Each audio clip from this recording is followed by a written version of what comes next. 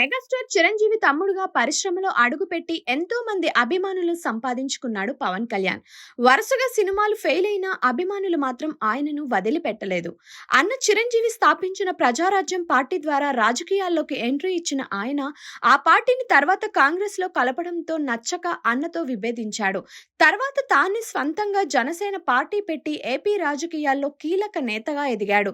అటు సినిమాల్లోనూ ఇటు రాజకీయాల్లోనూ రాణిస్తున్న సినీ నటుడు, నిర్మాత, రచయిత, రాజకీయవేత్త పవన్ కళ్యాణ్. ఇక Pawan Kalyan first wife present ఏం చేస్తున్నారనేదే పవన్ కళ్యాణ్ అభిమానుల్లో ఒక క్యూరియాసిటీ ఉంది. పవన్ 1996 లో అక్కడమ్మాయి ఇక్కడబ్బాయి చిత్రంతో కథానాయకుడిగా పరిచయం అయ్యారు పవన్ కళ్యాణ్. 3 పెళ్లిళ్లు చేసుకున్న సంగతి అందరికీ తెలిసిందే. పవన్ కళ్యాణ్ మొదట నందిని అనే అమ్మాయిని పెళ్లాడారు. 1996 లో పవన్ కళ్యాణ్ సినిమాల్లోకి రాకముందు నందినిని పెళ్లి చేసుకున్నారు. నందిని విశాఖపట్నానికి చెందిన అమ్మాయి.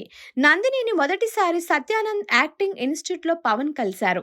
ఆ తర్వాత పవన్ కళ్యాణ్ హీరోగా ఎంట్రీ ఇచ్చారు. సినిమా ప్రారంభమైన ఏడాది తర్వాత వీరిద్దరూ హైదరాబాద్ లో సాంప్రదాయబద్ధంగా పెళ్లి చేసుకున్నారు. అయితే నందిని పవన్ కళ్యాణ్ వైవాహిక జీవితం సంతోషంగా సాగలేదు. వివాహమైన వెంటనే తన భార్య తనతో ఉండలేదని, ఇంట్లో ఉండకుండా వెళ్లిపోయిందని పవన్ ఆరోపించారు.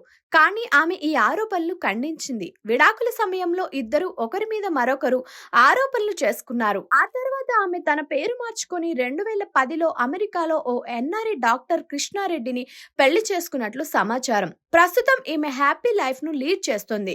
విడాకుల సమయంలో మొదటి భార్య నందినికి 5 కోట్ల భరణం చెల్లించాడు.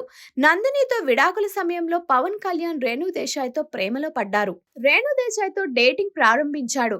ఆ తర్వాత ఆమెను రెండో వివాహం చేసుకున్న పవన్ రేణు దేశాయ్తో 2 పిల్లల్ని కన్నాడు. రేణు దేశాయ్తో వైవాహిక జీవితంలో ఉండగానే రష్యా అమ్మాయితో రిలేషన్ మెయింటైన్ చేశారు.